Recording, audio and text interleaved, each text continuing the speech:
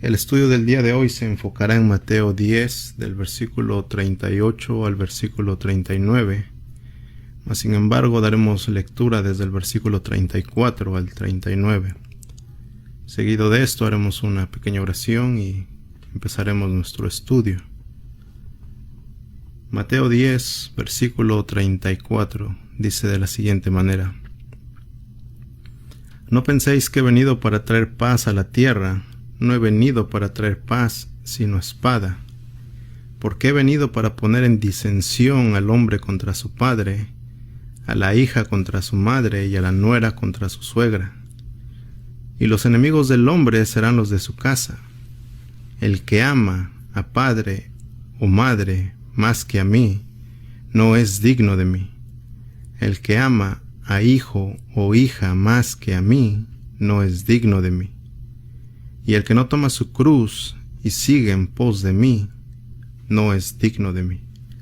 El que haya su vida, la perderá, y el que pierde su vida por causa de mí, la hallará. Padre, venimos el día de hoy delante de ti, necesitando como cada día más de ti, Señor. Ayúdanos, Señor, a crecer más en el conocimiento de tu nombre, porque solamente a través de ti, Señor, es que podemos afrontar todas estas aflicciones que en el mundo se nos ponen, esos obstáculos que nos son colocados por la vida, por el mundo, por el enemigo, Señor. Mas, sin embargo, debemos de tener confianza en ti, Señor, porque tú eres el que has vencido al mundo. Y como tú has vencido al mundo, Señor, tú le dices a tus discípulos que en ti es que deben de tener confianza. Debemos de abrazarnos a la esperanza que en algún día, Señor, estaremos contigo y gozaremos de todas esas promesas que tú nos has dado, Señor. Mas, sin embargo, mientras estemos en este mundo y en este cuerpo sujeto a pasiones y diversas concupiscencias, Señor, debemos de someternos a ti, porque esa es nuestra salida. Tú, Señor, eres nuestra salida. Ayúdanos, Señor, entonces a entender el pasaje que vamos a estudiar el día de hoy. Nosotros somos seres limitados, Señor, seres finitos. Nuestra mente tiene un límite y un límite bastante corto, Señor. Mas, sin embargo, confiamos en ti, Señor, porque tú eres el que dices que eres el que nos enseña, el que pone esta palabra en nuestro corazón y asimismo tú la haces germinar. Si de nosotros dependiera, Señor, el enseñarle tu palabra a las personas y solamente en nosotros recayera ese poder de hacer que las personas nos escucharan y abrazaran en su corazón esa idea de Cristo Redentor, Señor, no lo conseguiríamos. No lo conseguiríamos, Señor, sino solamente es a través de ti, Padre. A través de ti, porque lo hemos atestiguado, Señor, hemos sido testigos. Como tú le enseñas tanto a chicos como grandes, tu palabra, Señor, entra en el corazón de los niños, de los jóvenes, de los adultos y de los ancianos, Señor. Porque tu palabra es viva y eficaz y más cortante que una espada de doble filo. Ayuda, Señor, al que ahora expone tu palabra, porque pues él en sí mismo tiene infinidad de debilidades. Mas, sin embargo, Señor, tú eres el que llamaste a tu siervo y tú eres el que edificas tu iglesia, Señor. Tú, solamente tú. Nosotros no somos más que mensajeros, personas con un mensaje a transmitir, Señor. Ayúdanos a que este mensaje sea fiel a ti y fiel a tus palabras, Señor. Que lo transmitamos tal como nos es dado, Señor, sin diluir nada. Que presentemos tu evangelio tal como es, Señor, verdadero, eficaz. Gracias, Señor, por la vida de todas las personas que escucharemos el día de hoy tu palabra, Señor. Abre nuestros oídos y nuestros corazones, nuestro entendimiento, Señor, para que podamos discernir esta palabra tuya. Gracias te damos, Señor, en el precioso nombre de tu Hijo Jesucristo. Amén. La clase pasada estudiamos cómo Jesús nos dice que viene a causar esta disensión y esta espada entre las familias. Veíamos cómo, siendo Jesús un Dios de paz y un Dios que trae esa paz a los corazones de las personas, sin embargo, aquellos que predican su palabra, aquellos que son llamados por Cristo y enviados a estas personas, se encontrarán con este obstáculo, este rechazo directo de Cristo primeramente, porque Él es nuestro Maestro y nosotros solamente anunciamos a nuestro Maestro. Mas sin embargo, Cristo mismo nos dice que inclusive en nuestras casas también encontraremos este rechazo. Este rechazo siempre y cuando nosotros prediquemos lo que es el Evangelio según Jesucristo. No lo que nosotros entendemos o lo que nosotros interpretamos a la luz de nuestras ideas preconcebidas o de las doctrinas a las que hemos sido expuestos anteriormente. No. Siempre y cuando el Evangelio de Cristo sea predicado, encontraremos esta oposición, no solamente de vecinos o de personas que recién vamos conociendo, sino, como nos dice Mateo, que los enemigos del hombre serán los de su casa. Ahora este versículo 38 inicia diciendo: y el que no toma su cruz y sigue en pos de mí, no es digno de mí. El que haya su vida, la perderá, y el que pierde su vida por causa de mí, la hallará. Este versículo 38 inicia con esta palabra de y. Este versículo 38 nos habla acerca de una unión, de una idea que continúa. Un versículo anterior se une con este, y este así con el siguiente. Lo hemos hecho notar en los estudios pasados, que las Escrituras se estudian de esa manera, y de esa manera es que nosotros debemos escudriñar la palabra de Dios, siempre llevándolo a todo el contexto de la palabra. Porque cuando nosotros nos encontramos con un versículo que a nuestros ojos o a nuestro entendimiento parece contradictorio o paradójico, tenemos que llevarlo a toda la Escritura, compararlo con toda la Escritura, qué es lo que dice toda la Escritura.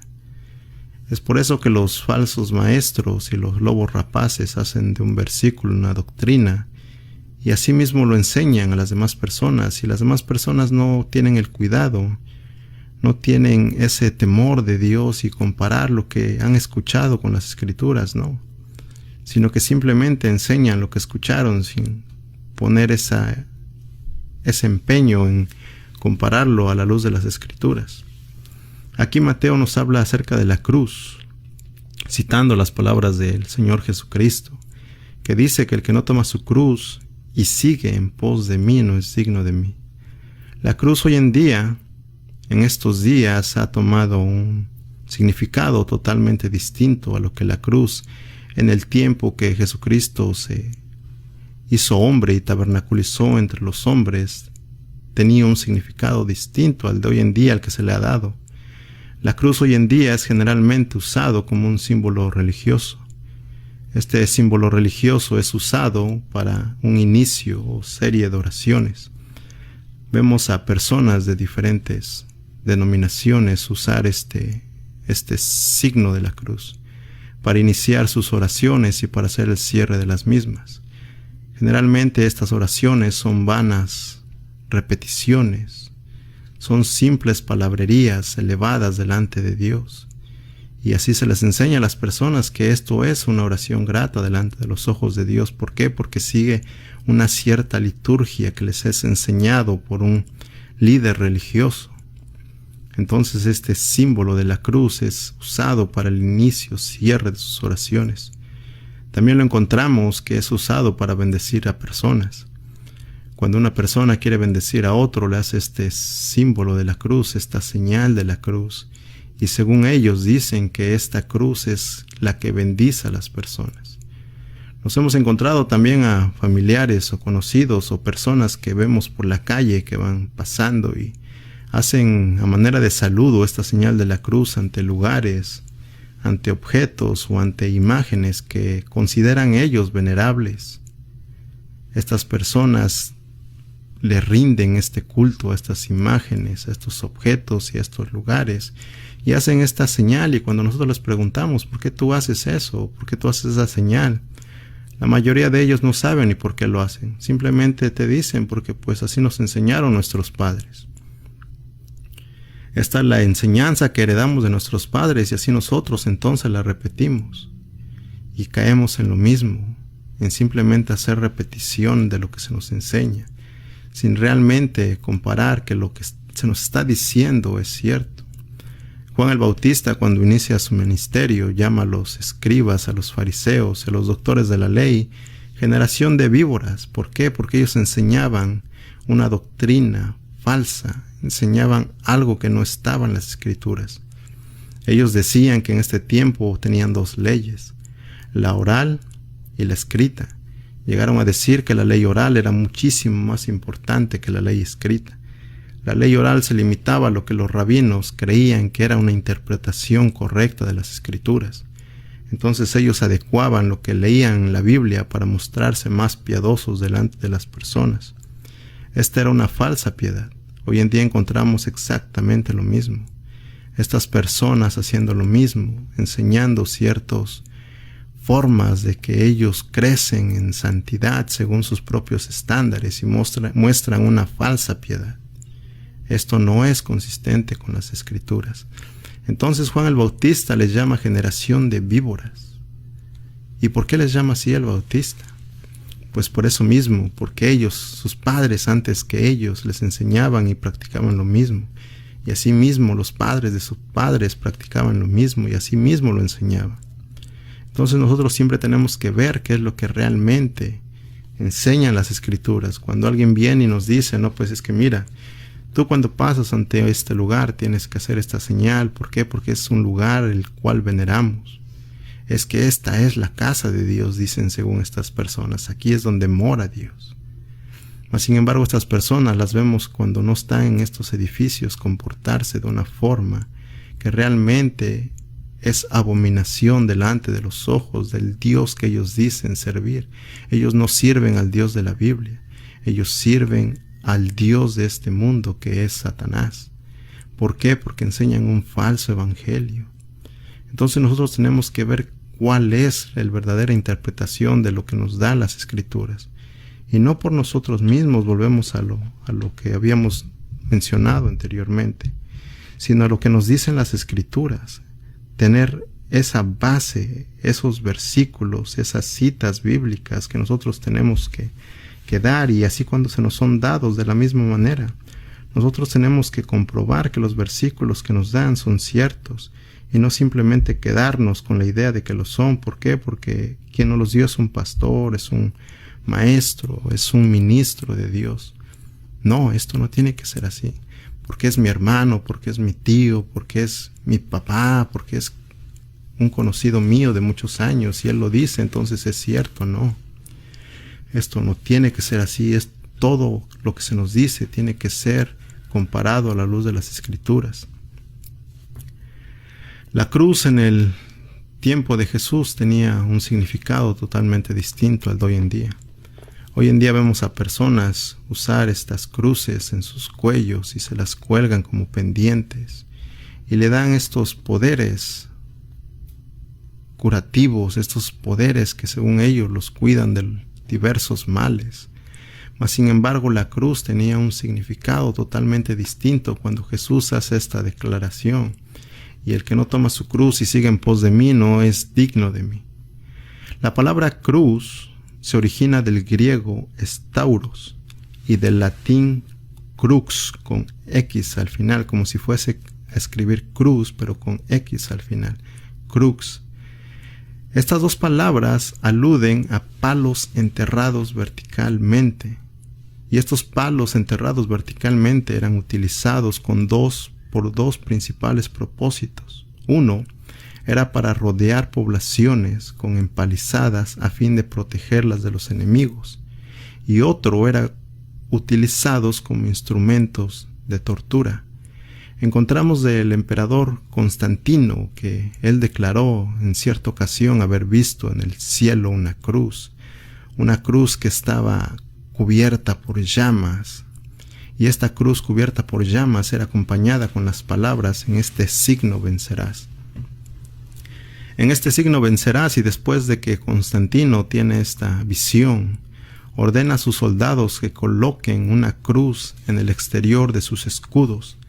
Entonces, cuando los soldados empujaban a los enemigos con los escudos, dicen los historiadores que Constantino prevalecía contra estas personas. Ahora, esto era enviado de Dios.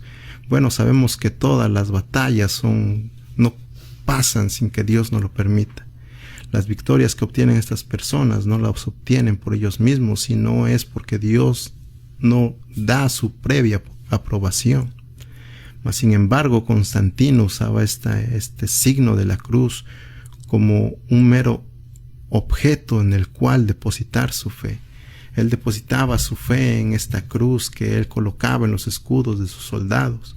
Y él decía que esto era lo que le daba la victoria, este símbolo de la cruz.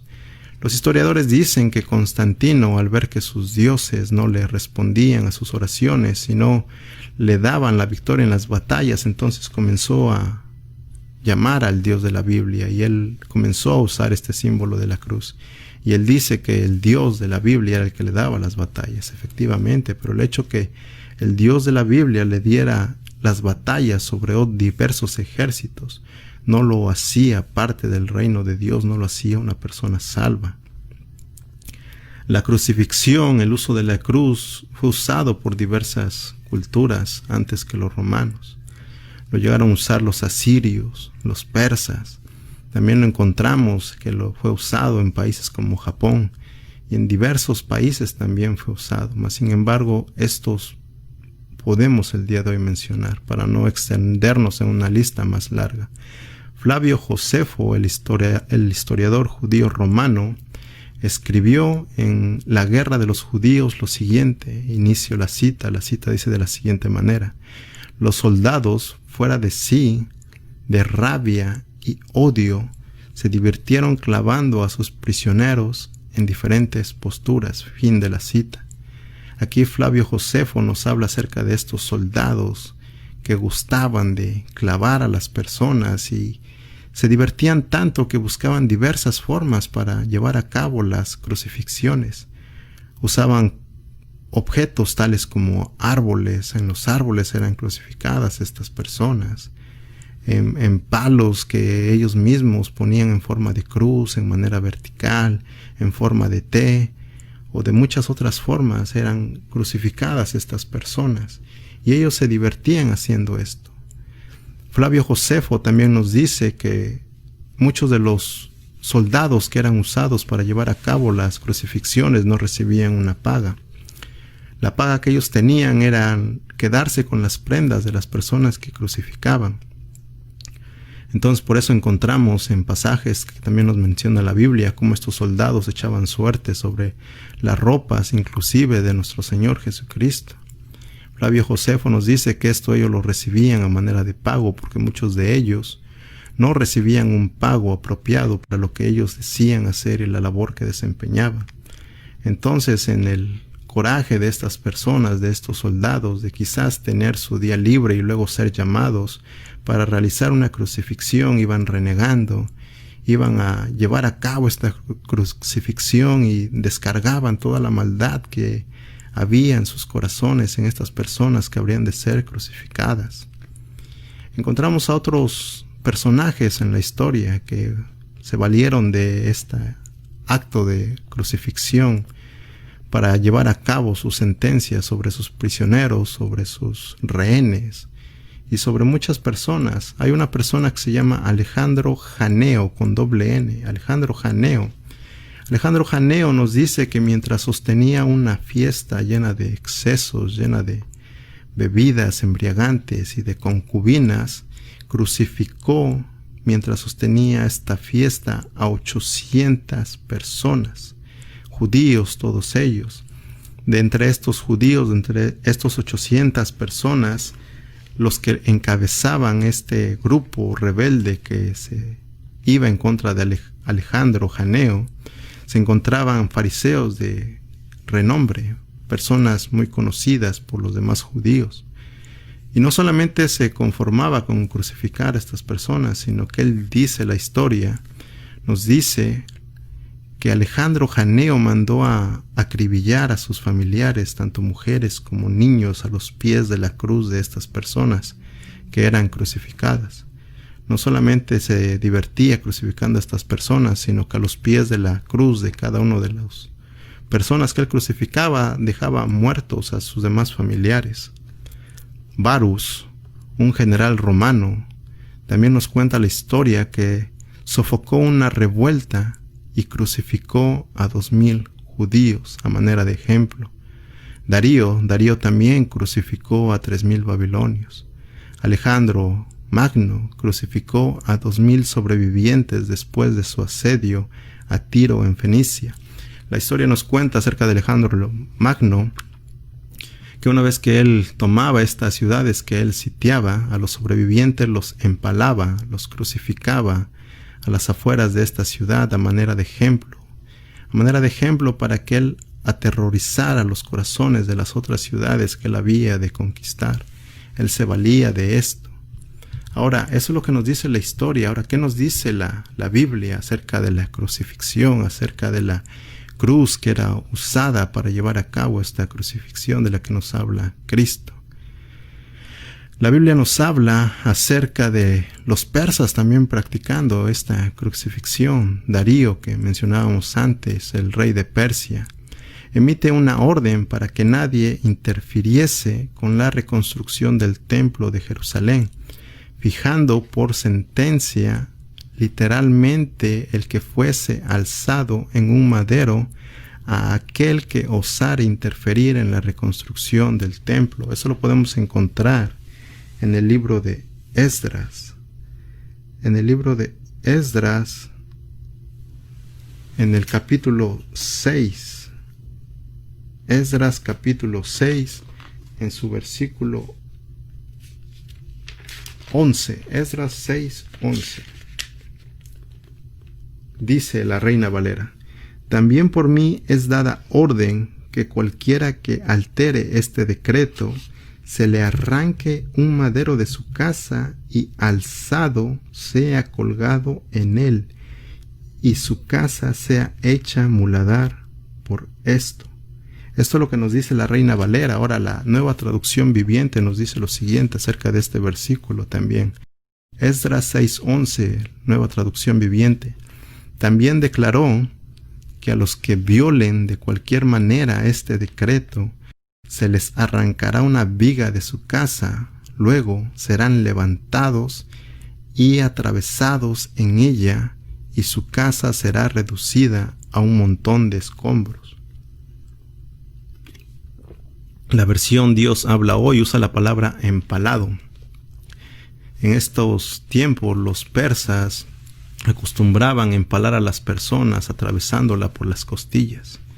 Atravesándola por los costados de las personas, así eran levantados en estas estacas y eran exhibidos como trofeos ante las demás naciones que habían de conquistar, para que el terror se apoderara de los corazones de aquellas naciones que eran siguientes en turno para ser alcanzadas por estos ejércitos. Entonces Darío nos habla acerca de él, la Biblia, que él tenía esta práctica como común.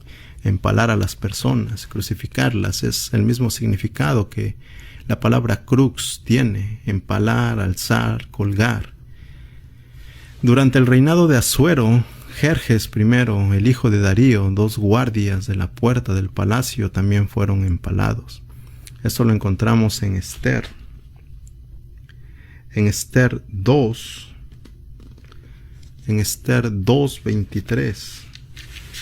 En el libro de Esther, en su capítulo 2, en su versículo 23, dice lo siguiente: se hizo investigación del asunto y fue hallado cierto, por tanto los 2 eunucos fueron colgados en una horca, y fue escrito el caso en el libro de las crónicas del rey. Esto es la Reina Valera, la traducción Reina Valera. Aquí nos dice que fueron colgados.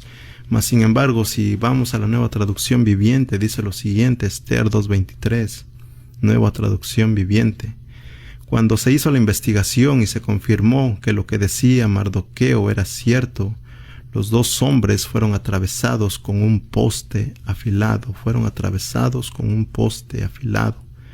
Todo el suceso quedó registrado en el libro de la historia del reinado del rey Jerjes. En este mismo libro de Esther Amán, quien acusaba a Mardoqueo, fue también empalado. Eso lo encontramos en Esther. Esther 7, en el versículo 9 y en el versículo 10. Esther 7, 9 y 10. Y dijo Harbona, uno de los eunucos que servían al rey: he aquí en casa de Amán la horca de 50 codos de altura que hizo Amán para Mardoqueo, el cual había hablado bien por el rey. Entonces el rey dijo: colgadlo en ella. Así colgaron a Amán en la horca que él había hecho preparar para Mardoqueo, y se apaciguó la ira del rey. Que la Reina Valera también usa la palabra ahorcar. Este Amán hablaba mal en contra de Mardoqueo, y recordemos qué es lo que nos dice la Biblia. Cuando nosotros nos sometamos a Dios y prediquemos su palabra y vivamos conforme lo que nos dice Dios que debemos de vivir, en esta obediencia total y absoluta al Rey del universo, diversas cosas se dirán en nuestra contra. Pero Cristo lo aclara, mintiendo. Muchas cosas se dirán en nuestra contra, mintiendo. Este Amán acusa a Mardoqueo, y la traducción de Dios para todos en este mismo Esther 7, 9 y 10, versión Dios para todos, dice: enseguida Harbona, uno de los eunucos que servían al rey, dijo: cerca de la casa de Amán hay una estaca de 25 metros de altura que él construyó para clavar allí a Mardoqueo, a quien el rey debe su vida. A esto el rey dijo: claven a Amán en esa estaca. Así que clavaron a Amán en la estaca que él había preparado para Mardoqueo, y con eso el rey calmó su ira. Con eso el rey calmó su ira. Aquí Mardoqueo va delante de Dios y él se rinde a Dios, y Dios es el que preserva su vida de Mardoqueo. Mas sin embargo, Amán había preparado estas estacas para que Mardoqueo fuese atravesado por ellas y colgado y exhibido a las demás personas. Pero no fue como él lo había planeado, sino como Dios ya había permitido que pasase, y estos mismos objetos que él había preparado para ejecución de un inocente fueron para su propia ejecución. Aquí entonces nos dice Mateo en este versículo, citando al Señor Jesucristo en Mateo 10, versículo 38, que el que no toma su cruz y sigue en pos de mí no es digno de mí.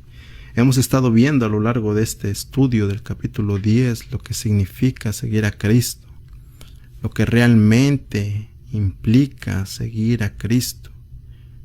Nosotros podemos tener una idea, nosotros podemos haber escuchado que Cristo dice, si estos falsos maestros usan siempre el nombre de Dios, diciendo Dios dice, Cristo dice, Jehová me dijo, que no importa cómo estés, Dios te ama como eres. Esto es inconsistente con las Escrituras. Esto no es de acuerdo a la palabra de Dios. Dios demanda una obediencia a su nombre.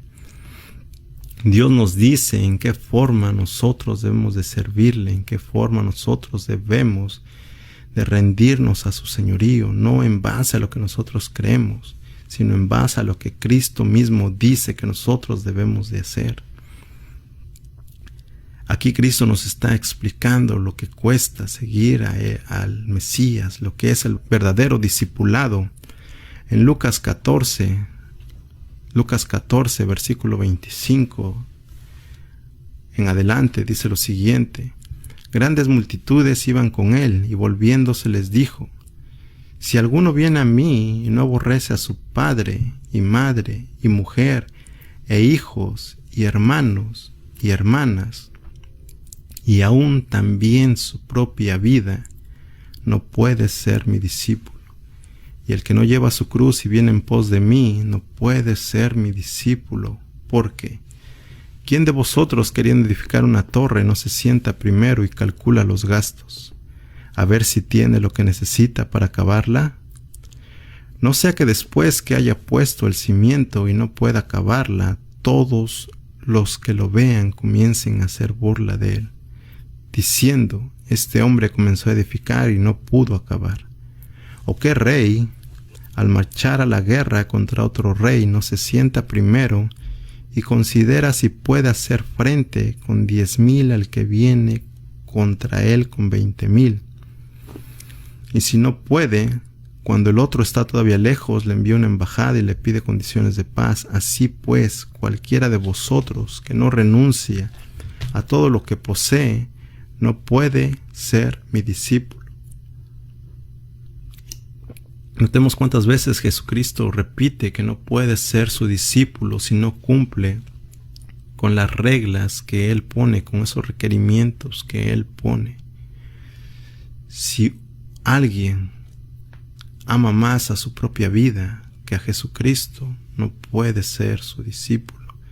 Si alguien ama más a su padre, a su madre, a sus hijos, a sus hermanos que Cristo, no puede ser discípulo de Cristo. No importa lo que otros maestros te digan, no importa lo que digan, pero es que aquí no dice eso, aquí quiere decir, no, eso es lo que quiere decir. Estudiamos en la clase pasada cuando se le pregunta a Cristo cuál es el gran mandamiento, y qué dice Jesucristo: amarás al Señor tu Dios con todo tu corazón, con toda tu alma, con todo tu ser. Si no amas a Dios por sobre todas las cosas, entonces no puedes ser discípulo de Dios, no puedes ser discípulo de Cristo. Esto es lo que nos viene enseñando también Mateo. Otro ejemplo que tenemos es acerca del joven rico que está en Marcos 10, versículo 17 al versículo 30. Este joven rico viene delante de Cristo y dice Marcos que viene corriendo y hinca la rodilla delante de él y le pregunta: Maestro bueno, ¿qué haré para heredar la vida eterna? Jesús le dice: ¿por qué me llamas bueno? Ninguno hay bueno, sino solo uno, Dios. ¿Por qué Cristo le hace esta declaración? ¿Por qué? Porque el joven rico llega y simplemente hinca la rodilla. Hemos estudiado en clases pasadas como cuando el centurión llega delante de Cristo y dice la Biblia que le rinde adoración. El centurión, sabiendo que su vida era expuesta por reconocer y llamar a Jesucristo Señor, a él no le importa esto, sino que el centurión va delante de Cristo y le rinde adoración y le llama Señor. El centurión estaba a cargo de una centuria, estaba a cargo del ejército, de una parte del ejército del César. Nadie podía llamar curios sino solamente al César. Aquel que llamase curios a otra persona que no fuese el César debía pagar con su propia vida. En los primeros años de la iglesia era perseguida y los cristianos eran tomados presos y eran llevados delante de los tribunos, delante de los centuriones, y eran juzgados, y se les decía que reconocieran que el César era su curios, que el César era su señor. Señor en griego se escribe curios, entonces le decían: reconoce que el César es tu señor. Y los cristianos decían: no, nuestro Señor es Jesucristo. Te vamos a echar con los leones. Bueno, pues haz conmigo lo que quieras, pero Cristo es mi Señor. Es por eso cuando estudiamos también en clases pasadas que nos decía que no debemos de temer a los que matan el cuerpo. Esto es Mateo 10:28. No temáis a los que matan el cuerpo, mas el alma no pueden matar. Temed más bien a aquel que puede destruir el alma y el cuerpo en el infierno. ¿Qué te pueden hacer sino simplemente tomar tu vida? Y si toman tu vida es porque así Dios ya lo ha permitido que pase. Lo mismo cuando estudiamos la vida de Juan el Bautista. Cuando Cristo comienza su ministerio y el ministerio del Bautista termina, el ministerio del Bautista era simplemente ir delante del rey anunciando su llegada. El rey había comenzado su ministerio, entonces el propósito del Bautista había concluido. ¿Y por qué decimos esto? Porque las Escrituras mismas dicen que la ley y los profetas profetizaron hasta Juan. Esto se había cumplido con la llegada del Mesías.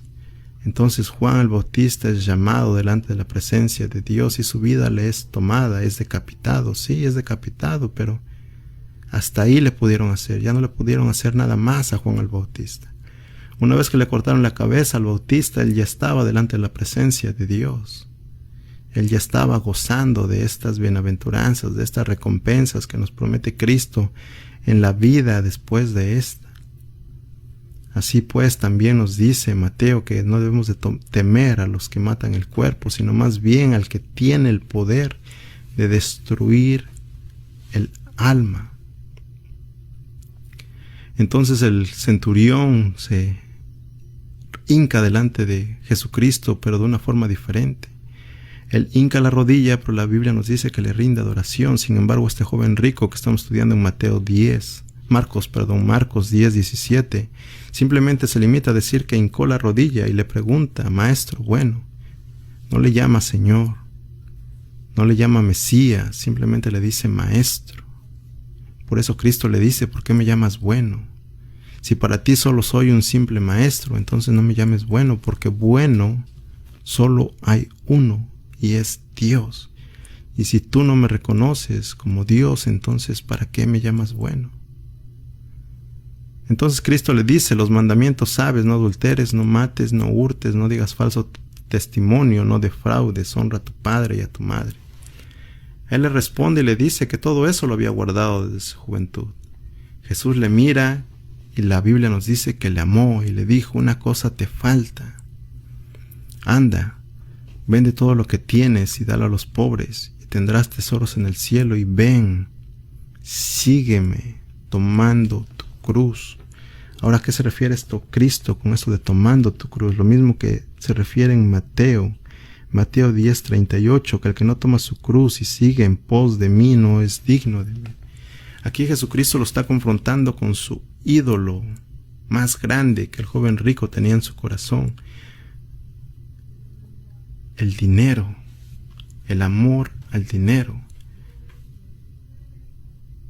El joven rico tenía este ídolo que había construido en su corazón y era este amor al dinero. Tenía este ejemplo del dinero, este ídolo construido por el dinero, al cual le rendía todo su amor y toda su atención y todo su cuidado. Entonces Cristo lo confronta con este ídolo que él tenía en su corazón y le dice: déjalo todo, véndelo y dalo a los pobres.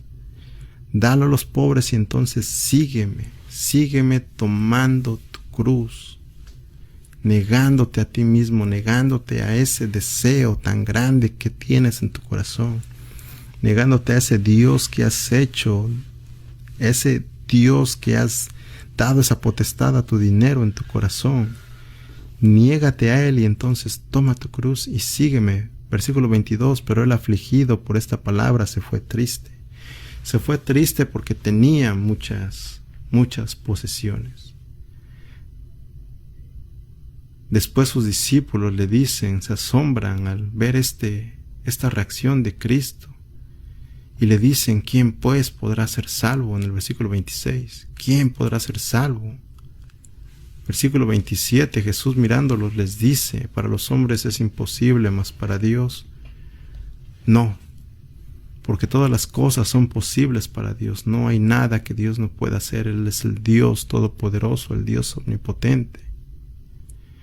Entonces Pedro le dice: he aquí, nosotros lo hemos dejado todo y te hemos seguido. Respondió Jesús y dijo: de cierto os digo que no hay ninguno que haya dejado casa, o hermanos, o hermanas, o padre, o madre, o mujer, o hijos, o tierras, por causa de mí y del Evangelio, que no reciba 100 veces más ahora en este tiempo: casas, hermanos, hermanas, madres, hijos y tierras, con persecuciones, y en el siglo venidero la vida eterna.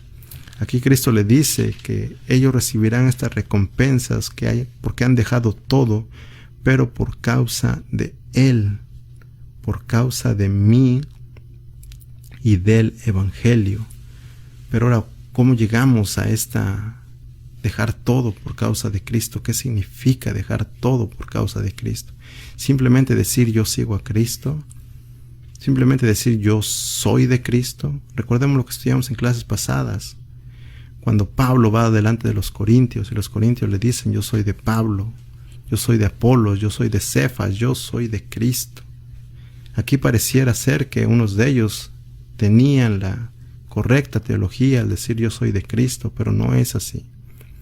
Si estudiamos el contexto de esos versículos, nos damos cuenta cómo en ese tiempo es como hoy en día, que muchas personas dicen yo soy de Cristo, yo sigo a Cristo, yo soy cristiano. Y cuando le preguntamos, bueno, ¿y quién es Cristo? ¿Qué es la persona de Cristo? ¿Qué es el Evangelio? ¿Qué significa ser cristiano? ¿De qué forma se le tiene que rendir adoración a Cristo? ¿Qué es adoración? Hay personas que dicen que adorar a Dios simplemente es entonar alabanzas, y esto no es cierto. Esto no dice la Biblia. La Biblia nos dice que nosotros debemos rendir adoración a Dios en todo momento, con nuestras oraciones, con nuestro sometimiento a Dios, el vivir cada día conforme a lo que dice Dios, el tratar a nuestras esposas, el tratar a nuestros hijos, tal como lo dice la palabra de Dios. Esto es rendir la adoración a Dios. ¿Por qué? Porque estamos honrando su palabra. Estamos les dando este valor que merecen las Escrituras en nuestro corazón. Estamos rindiéndole esta adoración al Señor. Y nos estamos rindiendo ante Dios, haciendo esta negación directa del yo. No nos anteponemos nosotros antes que Cristo, no. Debemos siempre poner a Cristo presente. Cuando estudiamos la carta a los Corintios, vimos que en solo 3 capítulos, cuántas veces Pablo menciona a Cristo, Cristo, Cristo, Cristo. Y esto no le gusta a los falsos maestros, porque dicen, no, es que sí está bien que prediques de Cristo, pero también debes predicar de otras cosas, también tienes que hablar de otras cosas, no solamente de Cristo. Es que tienes que darle mensajes que motiven a los jóvenes, a las personas. Hoy en día, ve qué están pasando. Hoy en día date cuenta de las aflicciones que el mundo nos pone, y entonces debemos darle mensajes motivacionales. Esto no es así. Las redes sociales están inundadas de personas que se dicen ser cristianos, pero solamente se predican a ellos mismos. Predican mensajes llenos de egolatría, llenas de soberbia, llenas de vanagloria. Y todas estas doctrinas solamente tienen su fuente en el infierno mismo. Todas estas doctrinas engañosas, persuasivas, están llenas de estas palabras de humana sabiduría que intentan seducir y engatusar a los oyentes.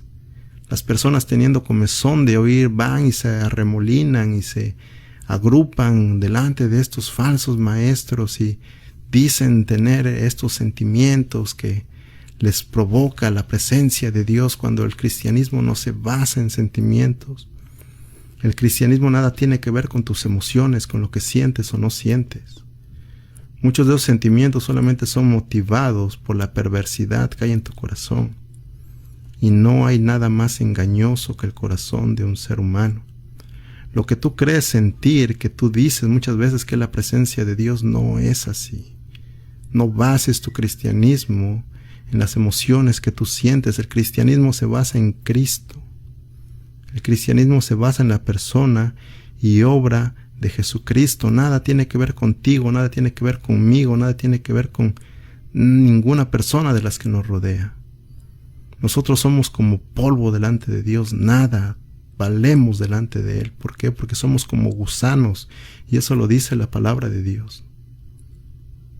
El cristianismo solamente se basa en Cristo, en la persona y obra de Jesucristo. Es por eso que el Bautista alcanza a dar esta declaración en Juan 3:30. Es necesario que Él crezca, pero que yo mengüe. Ahora veamos lo que dice la traducción en el lenguaje actual. Juan 3:30, en traducción en lenguaje actual. El Mesías está aquí. Él debe tener cada vez más importancia y yo tenerla menos. Ahora, ¿qué quiere decir esto? ¿Que el Mesías no tenía importancia? No, el Mesías siempre ha tenido toda la importancia. ¿Por qué? Porque Él es el único que importa en todo el universo. No hay nada más importante que Cristo. Mas, sin embargo, aquí el Bautista está dando esta declaración, que entre más nosotros menguemos, que entre más tú seas sumiso a la voluntad de Dios, y entre más tú te sometas a Dios, entonces más se va a ver este reflejo de Cristo en tu corazón. Tú dices que eres cristiano, sí, déjame preguntarte algo. ¿Tus obras confirman la fe que tienes en Jesucristo? ¿El testimonio que tú das va conforme a las Escrituras? ¿O simplemente dices ser cristiano mientras estás con las otras personas, con las personas con las que te congregas cada semana o cada 2, 3 días, y tú los saludas y les dices, oh, ¿qué tal, hermano? ¿Cómo estás? Dios te bendiga, y por eso tú crees que eres cristiano? Y después te la pasas comportándote como una persona mundana. No hay temor de Dios en tu corazón. Tú pecas una vez y vuelves a pecar y vives practicando el pecado. Y no hay arrepentimiento en tu corazón, sino simple remordimiento.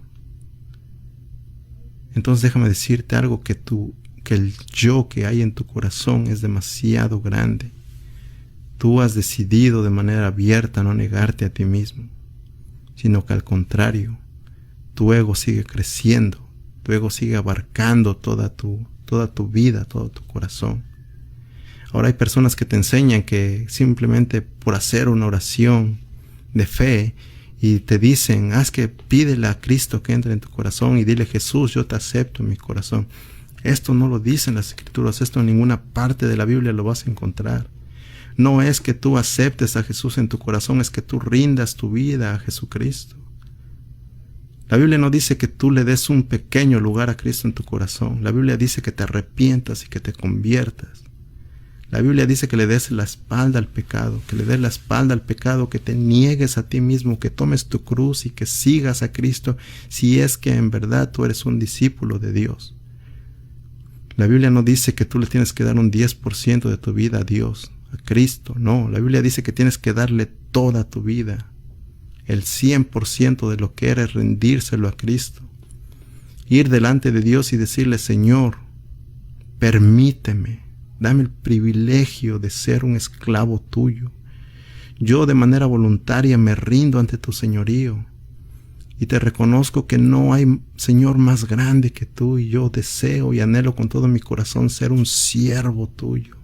Corazón perverso del ser humano, le cuesta tanto rendirse a Cristo y decirle, Señor, yo quiero ser tu esclavo.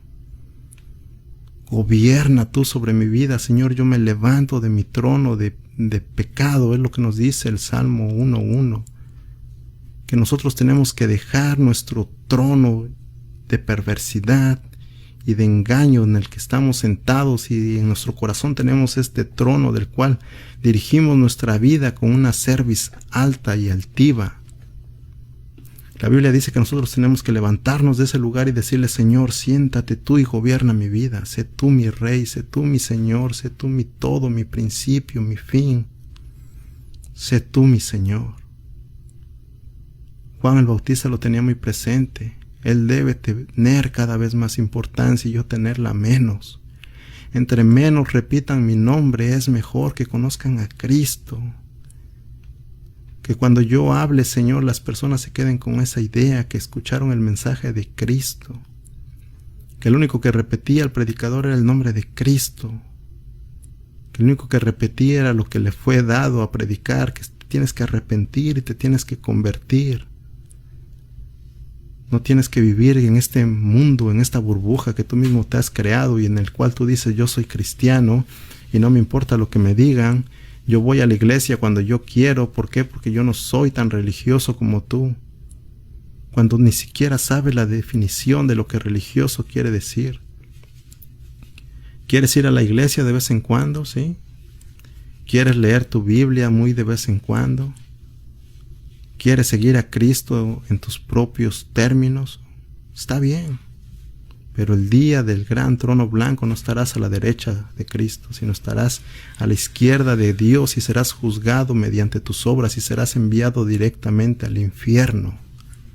Porque en aquel día muchos le dirán a Cristo, Señor, Señor, en tu nombre echamos fuera demonios y en tu nombre hicimos prodigios y señales. ¿Y qué les dirá Cristo? Apartaos de mí, hacedores de maldad. Nunca os conocí. ¿Quieres hacer las cosas a tu voluntad? Ok, que se haga tu voluntad. ¿O quieres hacer las cosas como Cristo demanda, como Él dice, que tienes que menguar tú para que se vea ese arrepentimiento genuino que has tenido en Cristo? ¿Tus obras confirman la fe que profesas en Cristo? ¿O simplemente tus obras confirman que eres uno de esos cristianos más del montón? Hay muchos falsos predicadores que en sus redes sociales se ponen que son motivadores personales. ¿Y qué es lo que nos dicen? Porque tú tienes que ser como Moisés, que el mar no detuvo a Moisés, y Moisés abrió el mar y las murallas de Jericó no detuvieron a Josué. Tú tienes que ser un Moisés, tienes que ser un Josué. ¿Qué es lo que nos dice la Biblia? ¿Quién fue el que abrió el mar? Dios. Cuando el pueblo de Israel llega a Jericó y envía a los espías y los recibe Rahab, esta persona que no era del pueblo de Israel, ella tenía una mejor teología que estos maestros hoy en día, que estos falsos maestros, que estos ministros de Satanás enseñan. ¿Qué es lo que dice Rahab? Nosotros hemos escuchado que Dios abrió el mar, que Dios los sacó de Egipto, que Dios los preservó en el desierto, que Dios ha acabado con todos los ejércitos que han estado delante de ustedes. Ella tenía un mejor entendimiento del nombre de Dios que estas personas que dicen que ni el mar se le pudo poner a Moisés, que ni las murallas de Jericó se le pusieron a Josué. Esto es lo que nos gusta y esto es lo que llama la atención a nuestro perverso corazón, y nosotros queremos escuchar estos mensajes y nos cuesta tanto cuando un predicador viene y nos dice: arrepiéntete, conviértete de tus pecados. Tú no eres cristiano, tú dices ser cristiano pero no lo eres. ¿Por qué? Porque vives practicando el pecado. Tú mientes y te deleitas en la mentira y solamente piensas en la manera de cómo mentir otra vez. Tú vas y cometes adulterio y estás pensando la nueva oportunidad que tú mismo vas a crear o la que se te va a presentar, en la cual tú mismo vas a adulterar nuevamente. Tú estás delante de tu hermano y le dices racá, le dices tonto, le dices menso, le dices bueno para nada. Esto también está mal delante de los ojos de Dios, y así tú te dices ser cristiano.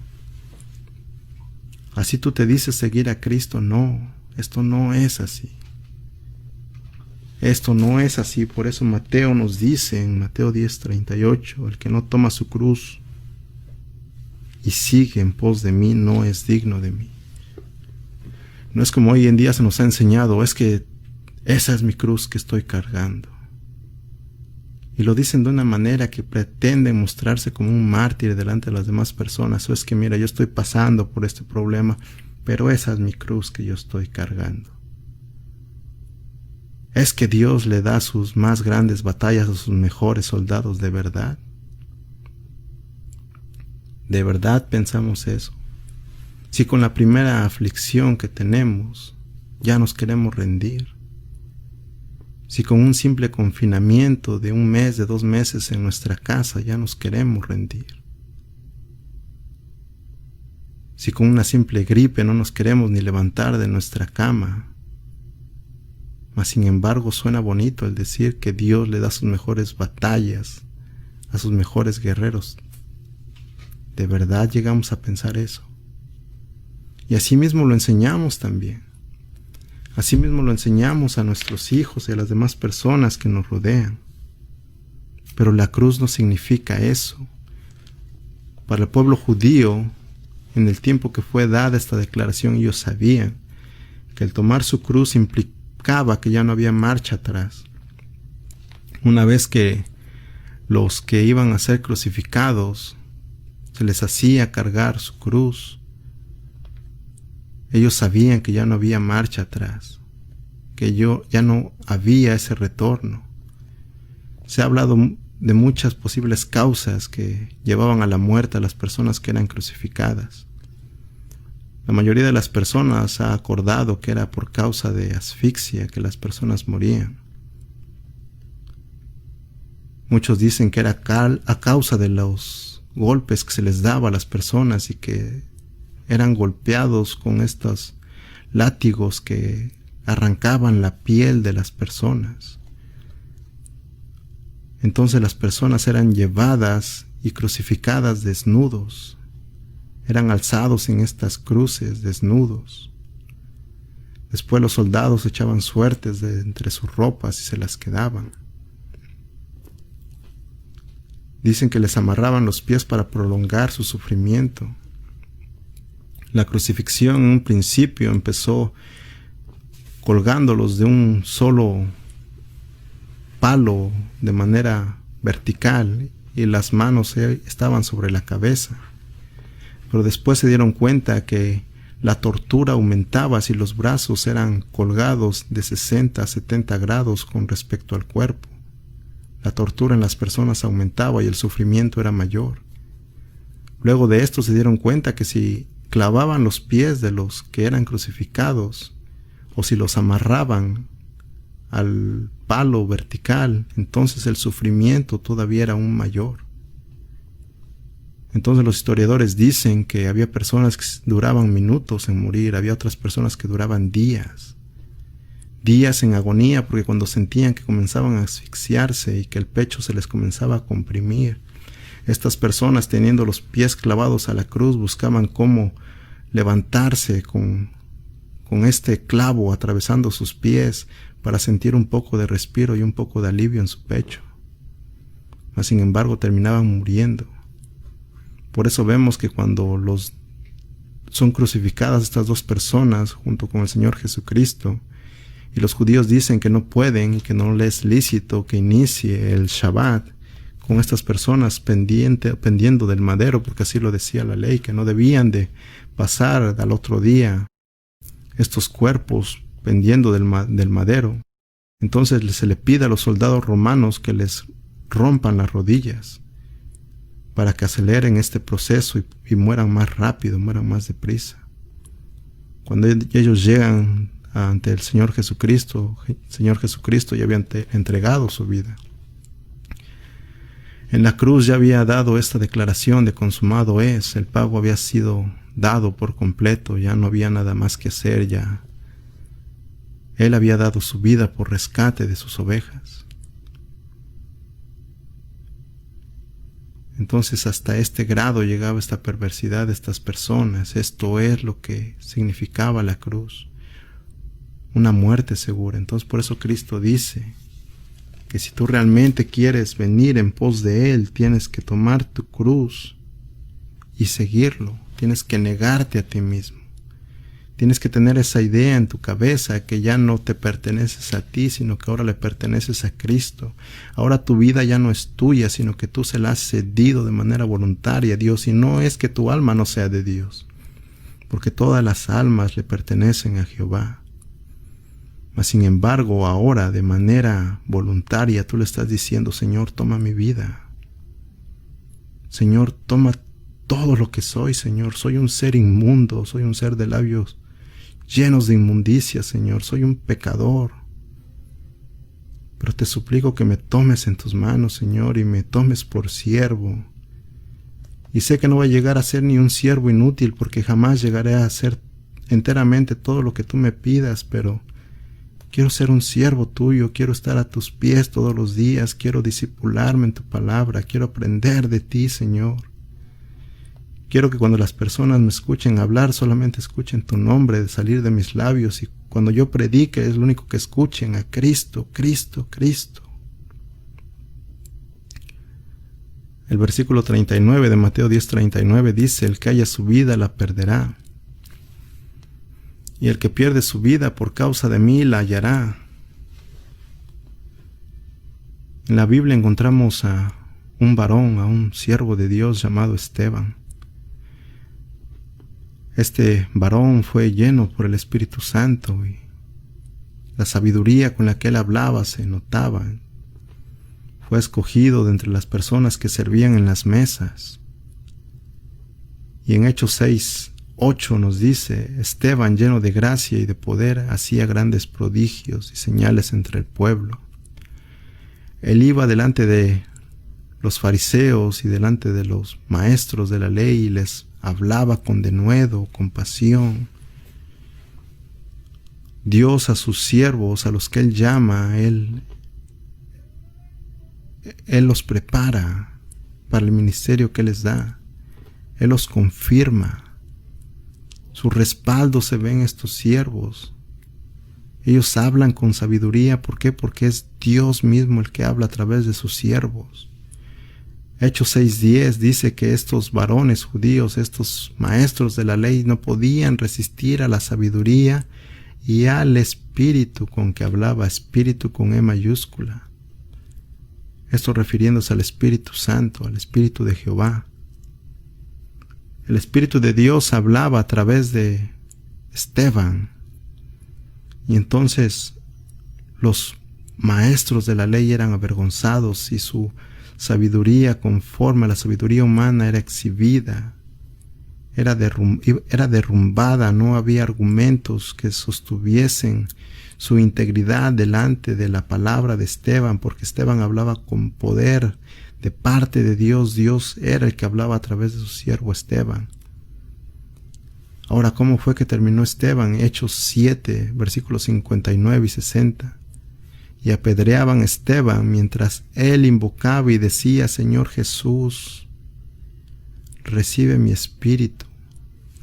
Y puesto de rodillas clamó a gran voz: Señor, no les tomes en cuenta este pecado. Y habiendo dicho esto, durmió. Ahora, ¿por qué la Biblia dice durmió? Porque Esteban era un siervo de Dios y ahora está delante de la presencia de Dios. Entonces los que hemos creído en Jesucristo como nuestro Señor, no morimos. No morimos, sino que vamos directo a la presencia de Dios. Y esto, cuando los judíos se referían a las personas como que dormían, era un simple hebraísmo. Simplemente era parte de su lenguaje para hacer referencia a que ellos iban a ser partícipes de esta resurrección en el día postrero, para vida eterna. Por eso se dice que los cristianos no mueren.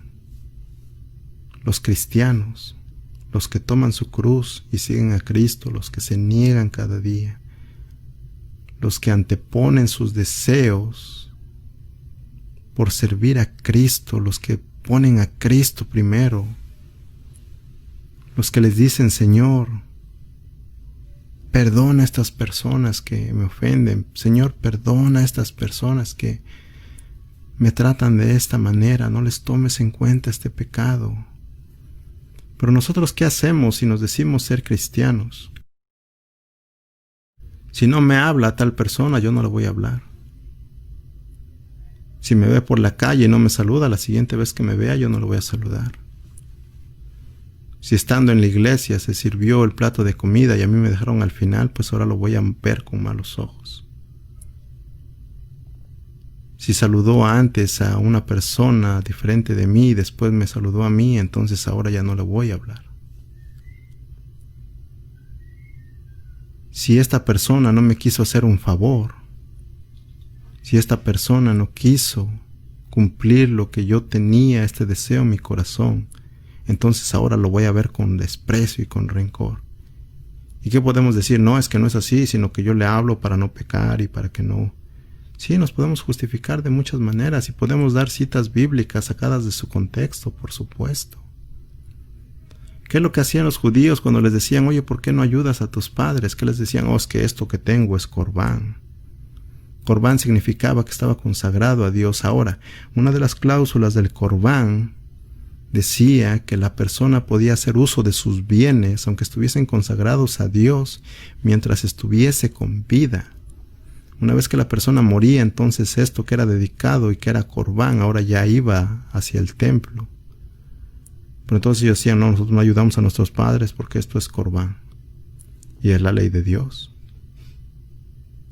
Así nosotros muchas veces usamos la Biblia como excusa para justificar la pecaminosidad que hay en nuestro corazón.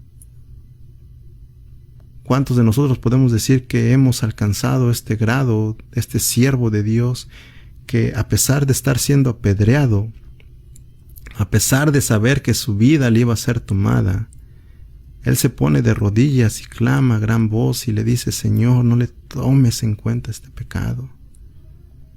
Y habiendo dicho esto, durmió. He aquí que Esteban había perdido su vida, pero la había hallado. ¿Por qué? Porque había hallado esta vida que es para vida eterna. ¿Y por causa de quién perdió esta vida? Por causa de Cristo.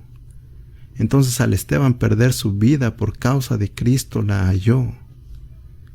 Una aparente paradoja, pero no es así. Si nosotros nos tomamos ese tiempo y le pedimos a Dios que nos enseñe a discernir este versículo, veremos cuán grande es esta declaración que hace Cristo. El que haya su vida la perderá, y el que pierde su vida por causa de mí la hallará. Otro ejemplo que tenemos es Pablo. Mira lo que dice Pablo acerca de sus credenciales, acerca de lo que él era antes de ser llamado por Jesucristo. Filipenses 3, versículo 4 al 9. Aunque yo tengo también de qué confiar en la carne. Aquí Pablo hace esta introducción. En cuanto a la carne, les voy a decir todo lo que yo tengo en qué confiar. Esto es en cuanto a la carne. Si alguno piensa que tiene de qué confiar en la carne, yo más.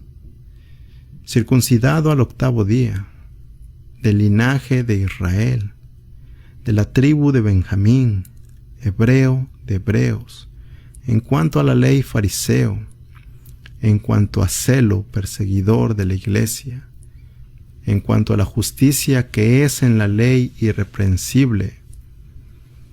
Pero cuántas cosas eran para mí ganancia, las he estimado como pérdida por amor de Cristo, y ciertamente aún estimo todas las cosas como pérdida por la excelencia del conocimiento de Cristo Jesús, mi Señor, por amor del cual lo he perdido todo, y lo tengo por basura, para ganar a Cristo, y ser hallado en Él, no teniendo mi propia justicia, que es por la ley, sino la que es por la fe de Cristo, la justicia que es de Dios por la fe. Aquí Pablo nos presenta lo que él era conforme a la carne, mas sin embargo nos dice que todo esto lo tiene por basura. Lo tiene por basura porque habiendo perdido todo, él encontró a Cristo. ¿Qué estás diciendo? Que la Biblia dice que nadie busca a Dios, que el hombre anda en el mundo sin esperanza y no hay quien busque a Dios. Exacto, no hay quien busque a Dios. Jesucristo fue delante de Pablo y hizo que el evangelio le resplandeciera dentro de su corazón, dentro de esta espesura y de estas tinieblas que cubrían el corazón de Pablo.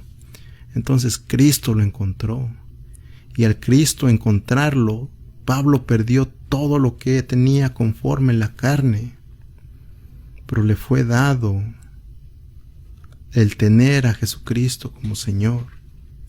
Entonces, a pesar de que perdió todo, él ganó todo. ¿Por qué? Porque teniendo a Cristo nada nos hace falta. Nada nos hace falta si tenemos a Jesucristo como nuestro Señor. Pero una vez más, si realmente somos hijos de Dios. No si nosotros creemos ser hijos de Dios, no. Ahora mira qué dice en Filipenses 1, versículo 20 al 23. Filipenses 1, versículo 20 al 23. Voy a dar lectura en la nueva traducción, la traducción en lenguaje actual. Mira lo que dice. Apunta la cita y después la lees en casa, si tiene la Reina Valera. Pero me gustaría que escucharas primero la traducción en el lenguaje actual. Espero firmemente no hacer nada que pueda avergonzarme. Al contrario, sea que yo viva o muera, quiero portarme siempre con valor para que, por medio de mí, la gente hable de lo maravilloso que es Cristo. Si vivo, quiero hacerlo para servir a Cristo, pero si muero, salgo ganando. En realidad, no sé qué es mejor, y me cuesta mucho trabajo elegir. En caso de seguir con vida, puedo serle útil a Dios aquí en la tierra, pero si muero, iré a reunirme con Jesucristo, lo cual es 1000 veces mejor. Nos damos cuenta de la forma en que habla Pablo. Dice, yo quiero que la gente Ve a través de lo que yo hablo, a través de lo que yo predico, de la forma en que yo vivo, lo maravilloso que es Cristo. Teniendo todas estas credenciales, teniendo toda esta lista larga de cosas que era Pablo conforme a la carne.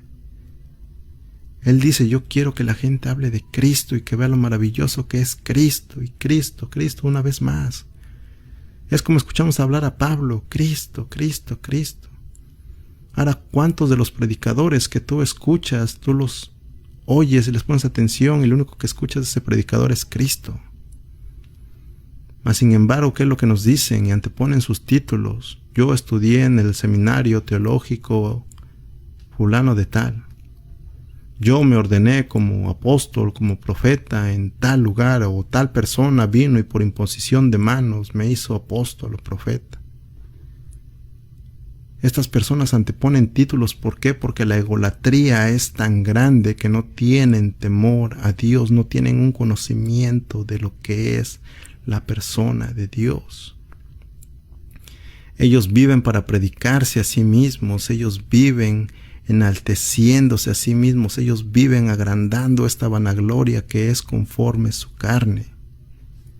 Mas sin embargo, Pablo aquí lo vemos diciendo, yo lo único que busco es que por medio de mí la gente hable de lo maravilloso que es Cristo, y así son los siervos de Dios. Los siervos de Dios solo buscan presentar a Cristo, solamente buscan dar el mensaje de Cristo. Y tú vas a escuchar una y otra vez en sus exposiciones del Evangelio esto, Cristo, Cristo. Ya sea que hablen sobre los pasajes que incluyen a Moisés, o que incluyen a Josué, o que incluyen a José, a Abraham, al que tú quieras nombrar de la Biblia, ellos siempre van a resaltar a Cristo. ¿Por qué? Porque lo que leíamos en Juan 5:39, todas las escrituras dan testimonio de Cristo. Todas las escrituras, desde el Génesis hasta el Apocalipsis, solamente hablan acerca de Cristo.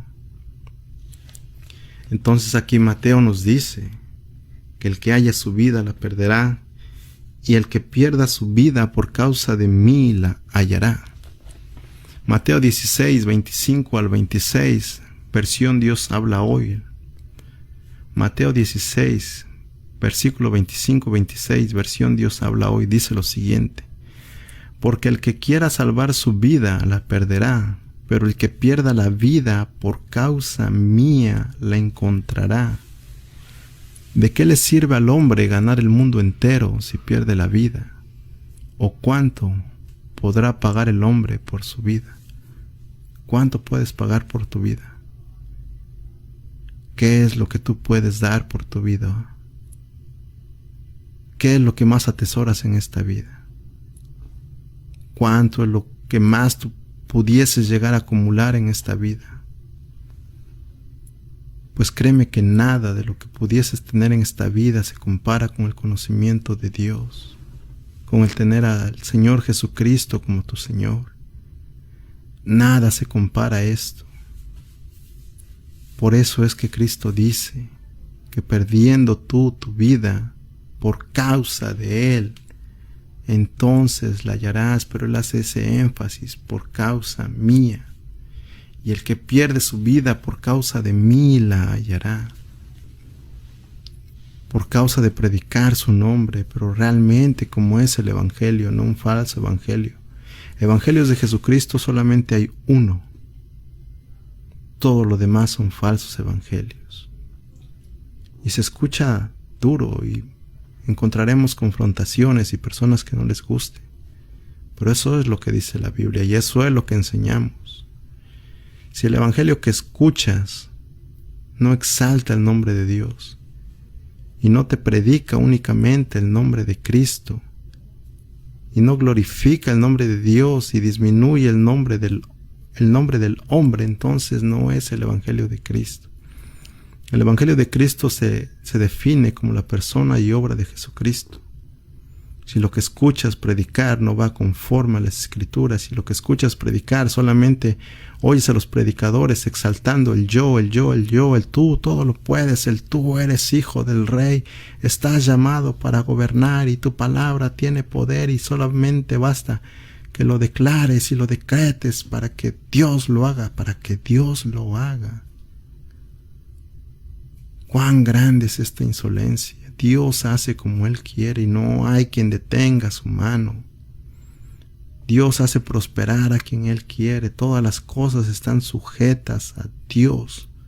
Inclusive el Sinaí, cuando leíamos esta parte en que Moisés hablaba con Dios y Dios le respondía a Moisés y Dios hablaba con Moisés, dice que el Sinaí temblaba, que el Sinaí se estremecía delante de la presencia de Dios y humeaba, y este humo salía del Sinaí, una montaña haciendo esto delante de Dios. Y nosotros, ¿qué hacemos delante de Dios? Le decimos: sí, Señor, te amo, Dios, te amo, Jesús. Déjame preguntarte algo. ¿Tú dices amar a Dios y haces lo que Él te dice? ¿Tú le dices: Señor, te amo, pero estás haciendo lo que Él te dice? ¿O simplemente estás haciendo lo que en tu corazón crees que está bien? Pues esto no es así. Esto no es así, entonces con esto nos vamos a quedar el día de hoy. El que haya su vida, la perderá. Y el que pierde su vida por causa de mí, la hallará. En el mundo sentimos que no tenemos este lugar a donde ir, no tenemos a dónde recurrir más. Y sentimos que todas las puertas se nos son cerradas y que no encontramos salida. Pues déjame decirte que la salida es Cristo, que la puerta es Cristo. Te sientes cansado, te sientes trabajado, sientes que no puedes más, ven a Cristo, que Él te hará descansar. La Biblia no dice que Él te enseñará a descansar, no, la Biblia dice que Él te hará descansar. Ven a Cristo en arrepentimiento y fe, y verás cuán hermoso es perder tu vida por causa de su nombre. Verás cuánta paz trae en tu vida descargarte de ese peso que es llevar sobre tus hombros tu propia vida y descansar plena y completamente en Dios. Solamente en Cristo hay redención, solamente en Cristo hay esta vida eterna, esta vida, esta fuente de agua viva que emana para vida eterna. Estás sediento, tienes sed, ven a Cristo. Las cosas no serán fáciles, como leímos. Si tú comienzas a predicar a Cristo, inclusive los de tu casa se volverán contra ti y te llamarán de todo, te llamarán hereje, te llamarán hijo del diablo, pero si esto le llamaron a Jesucristo, ¿qué te esperas tú si realmente predicas el Evangelio? Al contrario, bienaventurado debes de sentirte cuando por causa de Cristo recibas vituperios, cuando por causa de Cristo recibas estas falsas palabras en tu contra mintiendo. Ven a Cristo ahora que es tiempo. Ven a Cristo aún en este momento que todavía tienes este aliento de vida. Porque una vez que tu vida te es tomada, una vez que tu vida termina, ya no hay nada que hacer. Ya no hay nada que hacer y no hay una segunda oportunidad una vez que tú mueres. Y lo malo no es morir, porque todos moriremos. Aquí el detalle es morir con Cristo o morir sin Cristo. Todos los cuerpos resucitarán, sí, es cierto, pero unos para vida eterna y otros para condenación eterna. Así es que tú eliges el día de hoy. ¿Quieres seguir con tu vida tal como lo vives el día de hoy? ¿Quieres seguir viniendo a la iglesia solamente una vez por semana y comportarte bien y el resto de la semana comportarte de una manera que va en contra de los estatutos de Dios? Y seguir poniendo esas cosas en tus redes sociales que son abominación delante de los ojos de Dios y tú decirte ser cristiano. ¿Quieres seguir comportándote como las personas que han negado abiertamente la fe en Jesucristo? Es tu decisión. Es tu decisión seguir así o arrepentirte y convertirte. para que, perdiendo tu vida por causa de Cristo, la halles. Con eso nos quedamos el día de hoy. Vamos a hacer una oración y con eso nos despedimos. Señor, te damos gracias, Padre, por este momento que nos has permitido estar aquí reunidos y escuchar acerca de tu Evangelio, acerca de tu palabra. Cuánta necesidad, Señor, tenemos de ti, de crecer en el conocimiento de tu nombre. Ayúdanos, Señor, a cada vez menguar más para que la imagen de tu Hijo Jesucristo crezca más en nosotros y las personas cuando nos vean ese testimonio que damos y esas obras que confirman nuestra fe en Jesucristo. Sabemos que no es por nosotros. Sabemos que es tu obra redentora en nuestro corazón el que hace despliegue de estas obras. Pero te pedimos, Señor, que nos ayudes en estos momentos que sentimos que no podemos más, porque tú has prometido estar con todos aquellos, Señor, que enseñen a guardar todas las cosas que tú les has enseñado. Que la palabra que se impartió el día de hoy, Señor, sea guardada en los corazones de las personas y a su tiempo sea germinada. Eres tú, Señor, el que hace esto. Eres tú, Padre, el Señor de la mies, el que envía sus obreros a la mies. Te damos gracias por la vida de cada una de las personas que escuchó este mensaje, Señor. Sé tú con esas personas, sé tú hablando a su corazón. Sé tú mostrándole, Señor, el camino hacia tu Hijo Jesucristo. Sé tú transformando estos corazones de piedra en corazones de carne, Señor. Quita esa venda, Señor, de las personas que dicen ser tus hijos y no lo son. Te suplicamos, Señor, que añadas más personas a tu reino, que las convenzas de pecado, de juicio y de justicia, y que vengan al arrepentimiento, Señor, y sean traídas con fe, esa fe que es un regalo tuyo. Te pedimos por todas esas personas, Señor, que tienen padecimientos a causa de esta enfermedad, Señor, que nos tiene confinados en nuestras casas. Salva sus almas, Padre, más que más que esa salud física. Te suplicamos porque salve sus almas, Señor. Y si de ti está, Señor, darles también la sanidad física, pues te lo agradecemos de corazón, Padre. Pero sabemos que tú harás conforme tu soberanía, Padre, y conforme tus propósitos. Mas, sin embargo, te damos gracias porque nos permite reunirnos aún en medio de estas aflicciones. Gracias por estos medios que tú pones a nuestro alcance para que tu evangelio sea predicado y sea compartido.